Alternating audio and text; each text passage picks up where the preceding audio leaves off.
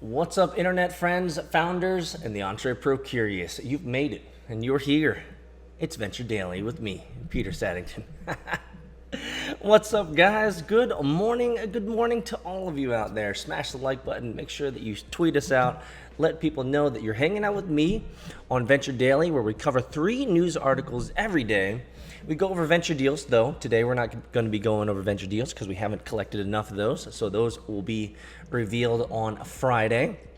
And then we're going to be going into the final word of today. And I hope that your commute, your day-to-day at work, whatever hustle or grind that you are on is going to be a wonderful one. We've got a good show for you guys today, actually. I'm really excited about talking about these 3 articles, these 3 ideas. The first and foremost is Apple, as you guys may have seen, had done its first on this last Friday. It had done its first debate getting into the political arena. Now, Apple has been kind of aligned with the political arena for some time now, but I sometimes question when companies, whether public or private, if they're private, it's all left up to the leadership themselves, but let's just say public companies. I always question whether public companies should be moving into the political arena. Now, someone like myself who is relatively apolitical of sorts, I don't know if that's a great term to use, but someone who don't concern themselves too much with political things because I'm trying to build stuff, I often question whether it's actually valuable to have politics connected to your product or politics connected to your service or company or mission at some level. And so we're going to be talking about Apple and its debate that they did this last Friday, as well as Clearview and facial recognition. Now, there's a lot of FUD and there's a lot of fear and uncertainty and doubt around facial technology and how that's going to affect the future. But sometimes I wonder if those fears are overblown. And last but not least, in a longer article, so you'll have to sit back, relax, and enjoy this one, a fun article that I found talking about the next big thing being sports clothing and whether sports clothing can actually help you in many ways. Now, we've seen from Nike's recent announcement, maybe a couple months ago, about Nike's new shoes that actually help runners move faster. We've also seen this in swimming years ago with the swimsuits that were, I guess, generally like shark skin, and so it actually made swimmers faster. And so there's always going to be a raging debate in the sports arena around whether it's an advantage or a bad advantage, I suppose, to be able to afford this type of technology. For people who can't afford this technology, they can't benefit, from the advantages of sports tech. So it's an interesting article about clothing and whether clothing can help you reach the perfect form. Is this possible? Well, let's check it out. These are the 3 things, the 3 items that we're going to be covering today in Venture Daily.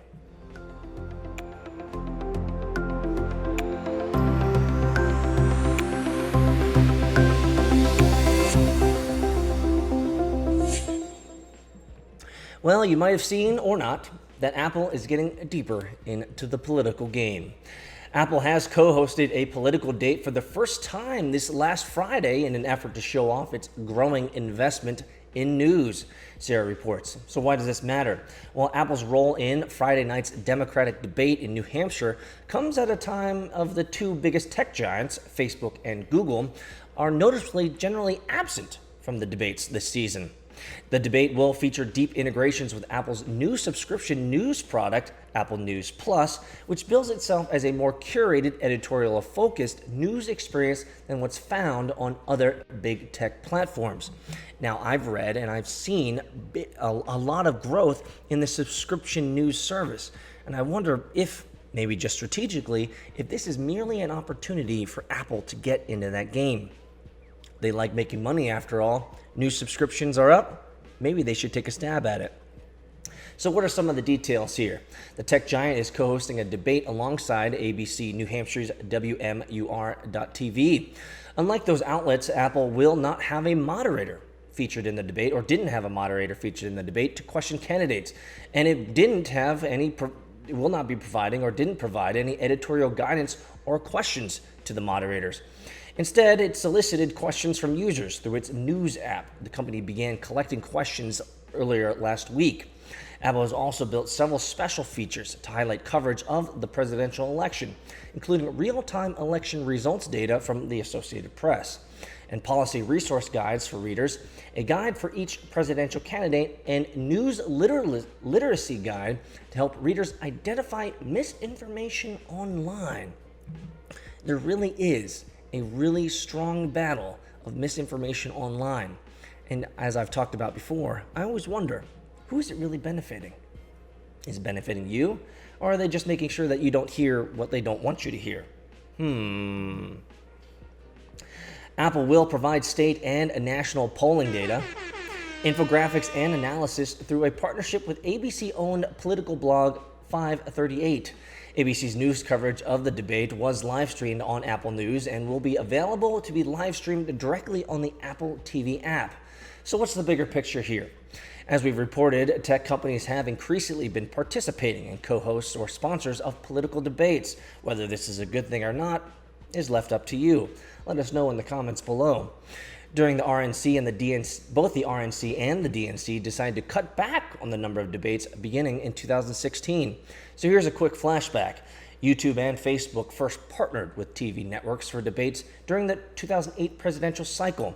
MySpace partnered with the Commission on Presidential Debates in 2008 on a series of interactive features for the debates that allowed users to review candidates online while watching these debates. So I wonder, obviously this is an opportunity for Apple to shill their own product, their Apple News Plus, with subscription-based news systems like the New York Times, etc., continuing to grow. Now, I've always wondered whether these subscription news systems are only growing because people just are like, paywall, finally I'll pay. Is the news really that good? I generally find that I can find articles around what I want where I don't have to go through a paywall. So are you one of those individuals who pays for the news? Let us know in the comments below. Next up, Clearview brings facial recognition concerns into focus. People warning about the potentially chilling collision of big data sets and emerging technologies can now point to Clearview, the secretive facial recognition startup that scrapped images from some of the largest public internet sites to create a database now used by hundreds of law enforcement agencies across the country. You're probably in that. So why does this matter? Facial recognition tools have already raised privacy concerns in the US and abroad, particularly when they're used by the government. But the controversy over Clearview has shown that both industry and law enforcement are moving faster than the debate. Maybe because people don't like having their facial recognition, their facial data, or any type of data somehow extracted and sucked into government and law enforcement databases. It's just not a good feeling. It's like, if I'm not doing anything, then why do you need my information, right? So to recap, the issue came to light in mid-January when the New York Times published a startling expose by Kashmir Hill on the company and its database of more than 3 billion, yes, that's with a B, 3 billion images taken from various websites. I'm sure I'm in there. Since there have been cease and desist letters from Facebook, YouTube, Twitter, Venmo, and LinkedIn, class action lawsuits in Illinois and Virginia filed against the company, inquiries by Congress, and calls for legislation, including Representative Patrick McHenry, the top Republican on the House Financial Services Committee. Senator Ed Markey has also asked Clearview for documentation of its customers, a few bans on police use of Clearview's technology, including by the state of New Jersey. A lot of things have happened against this company up clearly. Clearview remains a tiny company, which was started with a seed money from Peter Thiel, the Trump-supporting tech entrepreneur who sits on Facebook's board, and co-founded by a former aide to New York Mayor Rudy Giuliani. But Clearview told the Times its database was in use in over 600 law enforcement agencies. So what's really between the lines here? In the weeks since the initial Times report, the debate over Clearview and face recognition technology more broadly has continued and intensified. Again, probably because people don't like all of their data being uploaded into law enforcement databases. Proponents set the crimes, including child sex abuse, that are being prevented or thwarted by use of the technology. Opponents warn that the inaccuracy of current technology, especially among women and people of color, and highlight the company's international ambitions as reason for additional worry. Critics argue that for every legitimate benefit, there are even scarier uses, such as when the technology finds its way into the hands of authoritarian regimes. You mean America? Just kidding. So what are they saying? CEO Ho Natron says that the company has the right to use photos published on the internet, making a case similar to the one Google and other search engines made years ago to justify their businesses.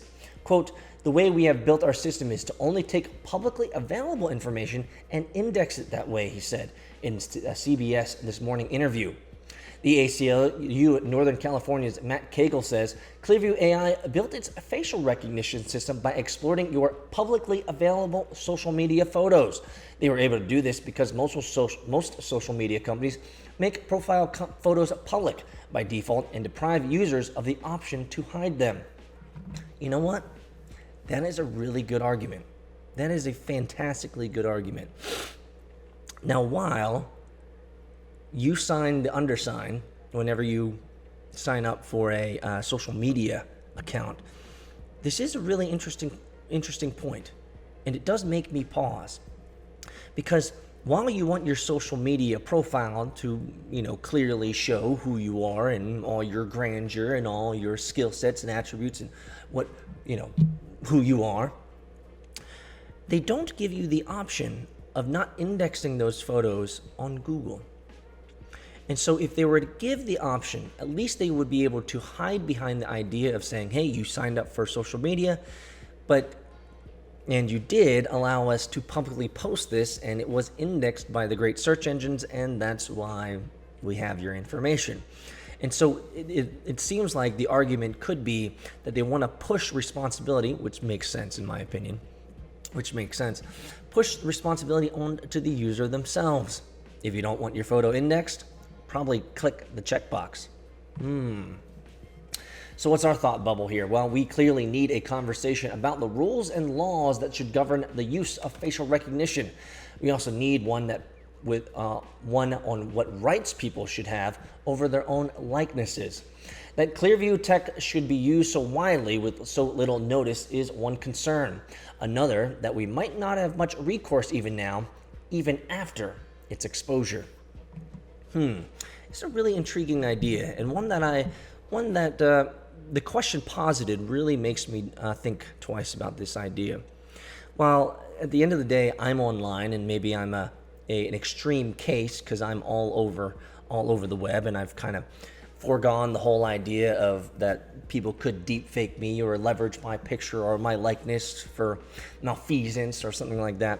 If you want to use it, I guess I'd be humbled, I guess, in some way, because I'm not popular. I'm not that important in the whole scheme of the world, geopolitics and all that stuff. And so I guess it doesn't really matter.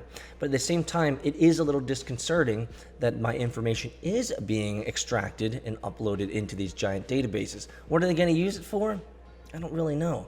So let me know your thoughts in the comments below. Do you think facial recognition technology, like the technology that they're pulling from Google and YouTube's at Clearview, is this going to be a problem in the future? Do you have issues? Let me know your arguments below. And last but not least, the next big thing in sports, is it going to be clothing? Well, in the not too distant future, you'll be able to walk into a Nike Town store, buy a Tiger Woods branded golf shirt, and when lining up your shot on the fairway, hear Woods' voice gently suggesting a change in your technique. Say, a longer pause at the top of a long iron shot. That's the vision of Stephen Webster, a 46-year-old co-founder and CEO of Asenai, a San Francisco-based startup that wants to turn your clothes into a personal coach. Forget smartwatches like Fitbit, forget those guys, which merely track your steps and monitor your heart rate. Thanks to a new generation of sensors that can be woven into fabric, smart apparel can precisely analyze the way you run or critique your golf swing using the same motion capture technology that is used in Hollywood. Interesting. So motion capture technology in your sports clothing. Competitive advantage, maybe? I can see this being a big deal. Smart Apparel is poised to shake up the $30 billion health and fitness industry and potentially carve out a lucrative new market. Tracking isn't teaching and counting isn't coaching, says Webster, a former executive at Microsoft and Adobe. It's a tantalizing pitch. Why stop at counting steps when you can correct your gait too? Sensei's first product was a connected rowing coaching app that relies on the telemetry of a Concept 2 erg machine. The app ingests stroke and force data to give the video users video and audio feedback on a proper form and pace. Mount a smartphone on the rowing machine, pop on earbuds, and the AI coach will offer corrections, cueing you on technique, arms away, and intent. Your form and endurance are improving. Wow, intriguing. Other brands are taking notice. Sensei recently announced a partnership with TRX, a popular resistance band training program that is often taught at gym chains such as Equinox and Planet Fitness. The only problem with TRX is that not everyone knows the proper form for squats, lunges, and other body movement exercises. Sensei plans to step in the wearable technology that can provide real-time feedback.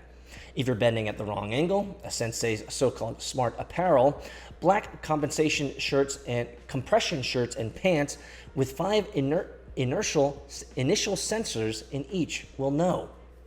Wow, they're really reading all of your body. At $349 a pair, Sensei's smart apparel won't be cheap when it begins shipping next month. But Webster believes the market for technology is virtually unlimited. Quote, any sport where posture and technique and timing and form are important are sports that we can work with, he says. The company has yoga and strength training programs in development, and it's discussing other sports with potential partners. Sensei isn't the only player competing in the sports tech space. Competitors such as Simi, Dari Motion, and Physimax, which rely on optical tracking, are increasingly popular with coaches, trainers, and elite teams. But camera technology isn't practical over large spaces. Think golf courses or baseball outfields, and it isn't cost-effective for high schools or even large pro training complexes. Smart apparel can cover such technological blind spots, and the market is growing ridiculously fast. Of course, the smart apparel industry is getting crowded too. Athos, Hexoskin, and Myant, a CES 2020 Innovation Award winner, are marketing products that can track ECG, EMG, and sweat and stress levels in addition to movement. Wearable X, a Fast Company Most Innovative Company honoree, sells yoga pants that gently vibrate when a yogi is out of position and hum om. Oh, that's nice. Om. When the body angles are correct. And while smart apparel category is exploding, it's still a tough product type to get right. Hardware is something of a misnomer for stretchy, sweat-wicking fabric that's clinging to your skin. It's not enough to provide athletes a smarter alternative to their trusty Fitbit or heart rate strap. It also has to be more comfortable. One of Sensei's biggest rivals is likely to be Athos, a Redwood City-based startup with financial backing from billionaire venture capitalist Chamath Palihapitiya. After launching in 2014, Athos pivoted to serving elite athletes and the military in 2017, and now outfits more than 40 professional and Division I teams, including the Philadelphia Phillies, the Los Angeles Clippers, FC Dallas, and Ohio State. Athos EMG sensors capture muscle behavior in real time and transmit data to a mobile device using Bluetooth. Conveniently for people who tend to get sweaty, the sensor-laden clothing are machine washable. Ooh, that's a nice touch. Machine washable, guys. Athos provides metrics such as left-right balance, muscle contribution, quads versus hamstrings, for instance, and muscle activation, which can show their sequencing during exercise. that's essential to achieving proper biomechanics, that is, the most efficient and productive movement pattern. Training recommendations and fitness guidance from pro teams help Athos validate its efficiency and venture back into the so-called prosumer market of highly motivated amateurs seeking a professional experience. Or what they really mean here are the prosumers who have the money to buy athletic clothing to make them feel like a pro, in which, well, they're probably never going to be a pro. I get it. If you can't look the part, or if you can't be the part, I guess, at least you can look the part, play the part. But if you look the part and play the part, are you the part? I don't know. Quote, we now believe that we have built the base technology that will enable every single person who goes to the gym to have a personal trainer when they're working out, says Athos co-founder Dhananjay Jalayath. Quote, our vision has always been clothing is going to evolve into something that is more than what you use to just cover your body, that it's going to start adding value to you beyond just privacy. Interesting. Webster has his work cut out for him, but he's also looking at the bigger picture. Just as Peloton generates recurring revenue by selling subscriptions to streaming video classes, Webster envisions a world in which smart apparel technology could serve as a technology platform for content creators. Interesting. I live in a future where smart apparel is cheaper than regular apparel, not more expensive, says Webster. When the lifetime value of a customer isn't on the margin of the apparel, but is on the service that you can deliver beyond the initial transaction.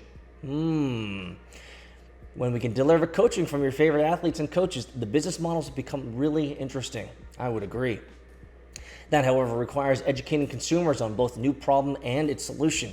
In other words, the upside of getting those 10,000 steps is diminished if you're not taking them in the right way. The ecosystem that we believed would exist, Webster says, will be willing it into existence. Very intriguing indeed. I love this article because it's opened my mind to the realization that new markets can be broken into by simply creating technology that takes the current place to the next level. I could never imagine, I could have, if you had asked me, I could have never really imagined a world where athletes. Now we already know that Hollywood, a lot of those Hollywood stars, they're not even in these huge gigantic sets anymore. They're just standing in a small place and they got a green screen behind them, and they're wearing these bodysuits with little nodes all over the place, completely analyzing who they are so they can do all this post-processing and put skins and clothes and make them grow into the Hulk. And so we've already kind of been normalized to this idea that actors wear these types of bodysuits, these biometric suits of sorts, to be able to catch their actions and see where they're going. But I never envisioned a world where the average normie, the average gym person at LA Fitness or Planet Fitness would be wearing technology so that they can understand their form. Now, if you think Peloton is hoity-toity with, its commercials and the people who can shell out $4,000 for a bicycle and then pay, I don't even know how much it is, $30 plus per month as a subscription, that type of bar sets the consumers at the middle class, upper middle class area. And likewise with this idea of suits, that you wear to help improve your form, to help improve the way that you're exercising, is really a luxury good. I mean, it really is a luxury purchase. But the luxury good space is growing, and the luxury good space is large, and there's lots of money to be made from it. I can tell you from straight off the bat, will I be buying biometric suits to help me in my form? No way, Jose. I'm not going to be spending that type of money. Plus, I'm old. What am I trying to do? What am I trying to improve in my life? Am I trying to get big and ripped? No, neither of those. I'm just trying to stay fit. And so for a consumer like me, completely pass. But for someone out there that really wants to become or wants to really improve their form or be more like Michael Jordan or their favorite athlete, I can see this having a very powerful and compelling value proposition that would make them pay $350 for a suit that is also connected to your phone. Let me know in the comments below whether this is the type of application, this is the type of hardware, really, clothing hardware that you would buy. This is a whole new market, guys. This is a whole new market. True startup story, guys. You got it. Your company just got seed round financed. Congratulations. You're going to the moon. But now you have to scale. You found great talent out in California, New York, Georgia, and even Eastern Europe. So what communications platform will you be using to ensure your international team is always aligned? Well, the answer is easy. Slack.com for Teams. We've used Slack for all of our previous startups, and they've supported us in tremendous ways. And we want to give them a thanks today for supporting vchunting.com. Did you also know that Slack is a great tool for personal use? Yeah, I use my own personal Slack channel to drop in documents, notes, to-dos, and follow-ups to ensure that my workflow throughout the day is right on course.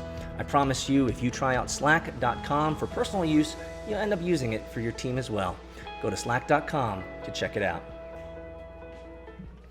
Welcome back to Venture Daily, the fastest growing daily show in all of venture media. Make sure to check us out on the Twitters at AgilePeter. You can check us all out on TikTok.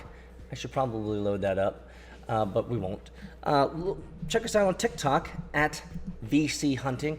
And obviously check out our daily. You can check out our, actually I'll bring these up right now, TikTok. And I'll bring these up right now. So you can follow us on at AgilePeter on Tweeters. You can follow me. Oh, look at this. I had my bunny. Check this out. He's so mad. He's so mad. You can follow me on TikTok at VC Hunting. And obviously, I'd love for you guys to subscribe to our daily newsletter, which we drop every day from 6 p.m. to 10 p.m., Monday through Friday. It's all the news that you can use. You see, I was posting about this. I drop a little bit of information on what's going on, and actually in some ways this is a powerful way for some people. I've gotten responses that this is their main source of news now. So if you want to get news that you can use every day, check it out in the show notes below. You can sign up to our Daily Hunt daily newsletter. So let's move in today's final word. There weren't enough venture deals in the past day to put together, so we're going to save that for tomorrow, Friday. But in today's final word, I just want to ask you guys a question. I don't get a whole lot of responses often from this because it is a news segment and people are listening on the train, on the plane, in the car, and it's not easy to respond immediately. And once you're done consuming this content, you kind of move on.